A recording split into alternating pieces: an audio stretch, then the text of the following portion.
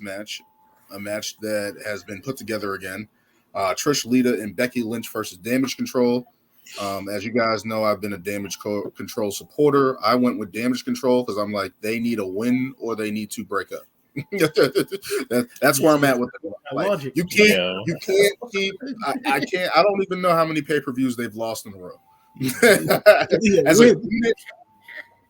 I don't know how many. It's been since like Inception. I can't remember how many pay-per-views they lost in a row. Yeah. Like they either got to get a win here or lose. And Trish, Lita, and Becky, they don't need a win. And in the grand scheme of things, they don't need a win. Becky's bulletproof. Trish and Lita are legendary. No one's going to fault them for losing at WrestleMania, but they do still have the tag titles. So I can see a pathway where they win and they have to push that storyline for them to lose the titles at some point. But right now, Damage Control, I'm just like, they need a win, if anything. If anything, they need a win or they need to break up. That's where I'm at with that team right now. All right, let me go next on this one. All right, go ahead, Luis, go ahead. And mind you, just from what you said, I just changed my answer. I was like, you're really gonna have Trish, Lita, and Becky lose at WrestleMania? Like that just like you bring them in, they're legends. That's like bringing the Hardy Boys and then having them lose, So, but. And I think it's only because of stuff I've read online hearing about this whole maybe Trish, turning heel, screwing Becky. They lose. Oh, I did hear that. Yeah, that sets up a new. So then, yes, then Damage Control would make sense. And like you said, they need a win. And what was hilarious is in that promo that Becky cut, spitting all facts. Like, what have you been doing? You guys have been doing nothing. Not like their faction is not like, what is one memorable thing that they've done besides winning the tag titles? It's and like that wasn't as memorable. They should have been like the female Shield or something. They should have been taking people out left and right every week. But no, they, like Dan said, they've lost so much, lost the titles. It's like, what's the point? It's one of those factions that's like really it's like either we're gonna run its course at WrestleMania or they're actually gonna do something with them. But I'm gonna be optimistic. I'll probably go. I'll go with Damage Control because I feel like that Trish thing would be a great thing to happen, and it would you do it at WrestleMania. That's a huge WrestleMania moment. What's the point of having them all win? Create a bigger story. So that's the way I'm gonna go. All right. So I got one quick question. So when Trish got attacked by Damage Control, she got attacked alone, right? I think so. Yeah. Yeah. So I think that right there is going to be the catalyst for the heel turn. I'm going to make it a sweep. I'm going to go Damage Control too. Because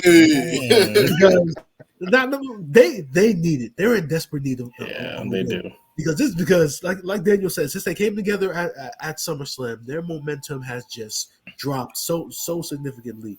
And as a group that has someone like Becky said in her promo, you got Dakota Kai, you got Io Shirai, who honestly is probably one of the best wrestlers in the world, and you got them catching L's every week, and so they should still be tag team champions. But I think Damage Control gets the win. But we don't see the Trish turn until the tag team titles are on the line. Okay, if the tag team titles are on the line and they end up facing Io and Dakota, let's say Monday on Raw, then that's when you're gonna get the turn.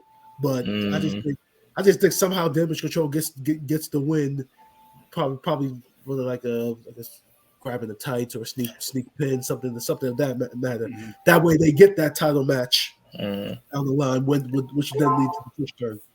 Sometimes I wish that Io wasn't in Damage Control because I feel like she could have easily been another Asuka, another Kairi Sane. Very easily. Like she didn't need to be in the faction. Yes, she honestly I think she probably has the better English than some of the other ones. And I feel like just like her like intro and style, like that's the thing, like the jacket, the intro, her pose, and I'm like, we don't see none of that. Exactly. And that's what made her. When she turned in NXT, it was Like that was beautiful. You got that dark entrance, the flashing strobe, the jacket. wow. I was like, yo, that's fire. I'm saying because I didn't even know she had it in there. I'm like, really? Bro, Okay. she was a straight face like, coming in, and then she went heel. Everybody was like, what? And then she had the intro. The intro was so fire.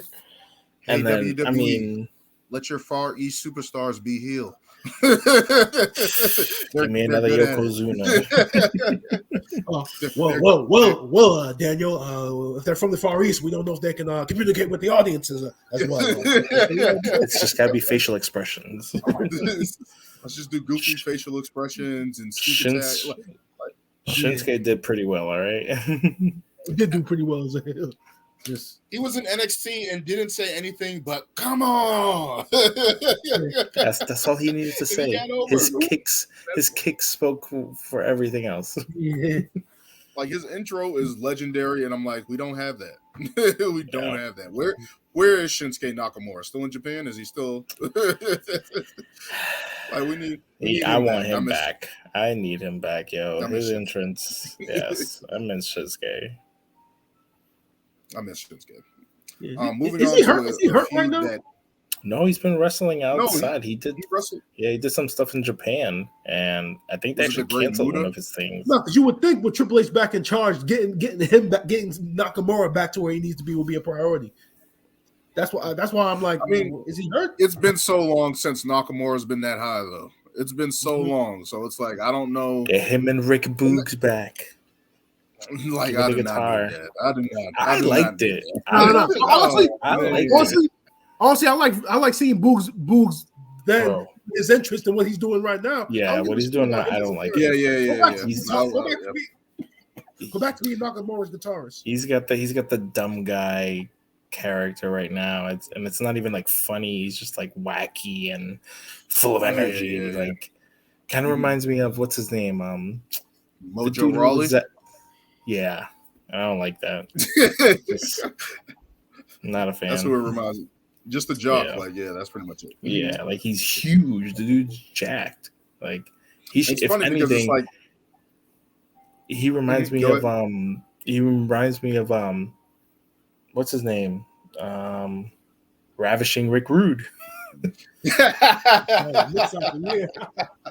He looks like he doesn't like Ravishing Rick Rude. He has a mustache, bro. Let him grow the hair. Just fucking. That's him. No, they can't do that, man. Rick Rude is a legend, man. You can't do that. I know, but that is one person they haven't recreated though in WWE. I could say that. That's one person they haven't remember who was starting to do that and then went straight downhill? Velveteen Dream. Oh yeah. Oh man. The biggest disappointment I've ever seen in WWE. I was so mad because it was like, yo, he was so different. Mad. He had it, and then he just. And then he just had all of it with his own actions. And then he got caught with, I think, cocaine or something like that. Yeah, it's like some other bad shit. Some shit with it's like so you're just not trying to work ever again. Ever. Then he got arrested again. He put himself over completely. Yeah, that's sad. Sad. Very sad.